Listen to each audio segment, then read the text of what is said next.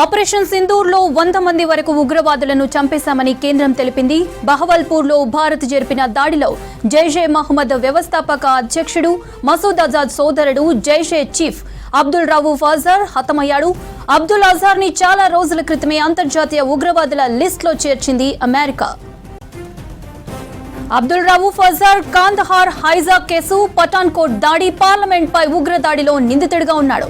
నిన్న బహ్వాల్పూర్ లో జరిగిన అజార్ అంత్యక్రియల్లో మసూద్ అజార్ పాల్గొన్నాడు. అంత్యక్రియలకు పాకిస్తాన్ ఆర్మీ అధికారులు, ఐఎస్ఐ నేతలు హాజరయ్యారు. రైట్, మరింత సమాచారం అనిల్ అందిస్తాడు. అనిల్, జైషే మహమ్మద్ చీఫ్ అబ్దుల్ రవూఫ్ అజార్ మృతిపైన అప్డేట్స్ ఏంటి?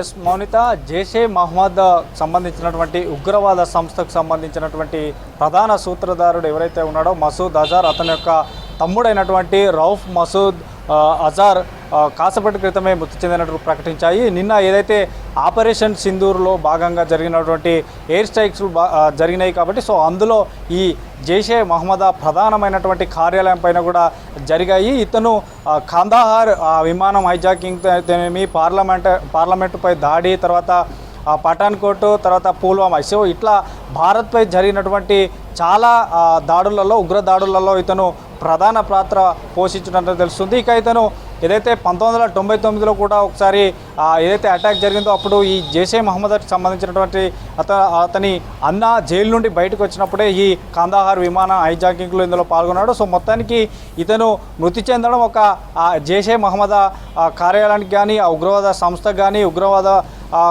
అతనితో ఉన్నటువంటి అనుచరుల్లో మాత్రం ఈయన ఒక ప్రధాన అనుచరుడిగా చెప్పవచ్చు, ప్రధాన పాత్ర పోషించడం చెప్పవచ్చు. ఇతనిపై చాలా కూడా అటు ఐక్యరాజ్య సమితి, అమెరికా కూడా మోస్ట్ వాంటెడ్ ఉగ్రవాది లిస్టులో ఇతని పేరుండడం కూడా మనం చూసాము. సో నేషనల్ ఇన్వెస్టిగేషన్ ఏజెన్సీ కూడా తమ లిస్టులో ఇతని పేరును కూడా చేర్చుకోవడం జరిగింది. సో అతను కాసేపటి క్రితమే మృతి చెందాడు. నిన్న ఏదైతే ఆపరేషన్ సింధూర్లో భాగంగా కూడా చాలా వరకు కూడా 100 మంది వరకు కూడా ఉగ్రవాదుల్ని హతమార్చామంటూ కేంద్రం కూడా ప్రకటించింది. కాబట్టి ఇక ఈ ఏదైతే జైషే మహమ్మద్ సంబంధించి మాత్రం దాదాపు 10 మందికి పైగా కూడా తమ కుటుంబాలను కోల్పోయామంటూ కూడా చెప్పాడు. తన కుటుంబంలో ఇతను చాలా కీ రోల్గా ఉండేటువంటి చాలా దాడులు, అక్కడ ఉన్నటువంటి ఉగ్ర స్థావరాలను ఏర్పరచుకొని అక్కడ ఎక్కువ మందికి శిక్షణ కూడా ఇచ్చినటువంటి వ్యక్తి ఈ అజార్ చనిపోయినట్టు ప్రకటించారు. సో మొత్తానికి సరిహద్దు ఉగ్రదాడులను పూర్తిగా కూడా నిర్వహించడంలో ఇతను దీర్ఘకాలం అంటే ఎక్కువ రోజుల నుంచి అక్కడ ఉన్నాడు. చాలా అంటే మనకి ఏదైతే ఈ ఉగ్రస్థావరాలు ఏర్పరచుకున్నారో సో అప్పటి నుండి ఇప్పటి వరకు కూడా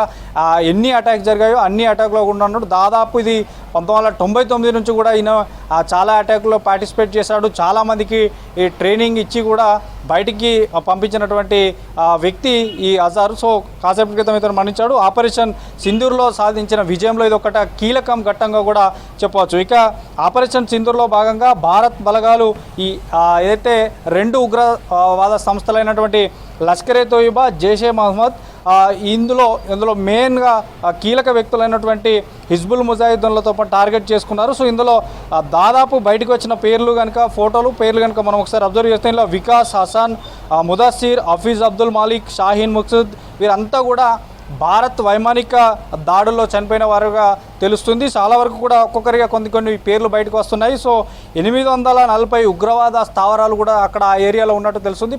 ప్రజెంట్ మాత్రం నిన్న జరిగినటువంటి ఆపరేషన్ సింధూర్లో భాగంగా 9 ఉగ్ర స్థావరాలపై లక్ష్యంగా చేసుకుని అందులో పీఓకే దగ్గర ఉన్నటువంటి 5, పీఓకే లోపల అంటే పాకిస్తాన్లో ఉన్నటువంటి 4, మొత్తం 9 ఉగ్ర స్థావరాలపైన ఎయిర్ స్ట్రైక్ చేశారు. సో అందులో చాలా మటుకు కూడా 100కు పైగా మంది ఉగ్రవాదులను హతమార్చినట్టు కూడా మనకి కేంద్రం ప్రకటించింది. కాబట్టి సో మొత్తానికి భారత్ నిర్వహించిన ఈ ఆపరేషన్లో మాత్రం ఈ ఎవరైతే జైషే మహమ్మద్ సీనియర్ కమాండర్ అంటే ఈయన చాలా మోస్ట్ వాంటెడ్ ఉగ్రవాది, ఐక్యరాజ్య సమితితో పాటు అమెరికా లిస్టులో కూడా ఇతని నేమ్ ఉండడం కొంత భారత్ సైనికులకు ఇదొక కీలక ఘట్టం చెప్పవచ్చు. ఎందుకంటే ఈ సాధించిన విజయాల్లో ఇతను నిన్న కూడా పూర్తిగా గాయాల పాలయ్యాయి, ఈరోజు మాత్రం మృతి చెందడం జరిగింది. సో దాదాపు ఈ మసూద్ అజార్కు సంబంధించినటువంటి ఈ కుటుంబానికి సంబంధించే ఎక్కువ మంది నిన్న జరిగిన ఎయిర్ స్ట్రైక్లో చనిపోయారు. ఎక్కువ మంది కూడా అక్కడ, ఎందుకంటే ఆ స్థావరాలపైన ఎక్కువగా వీరే ఉంటారు. వీరే పీఓకేకి సంబంధించి కానీ మిగతా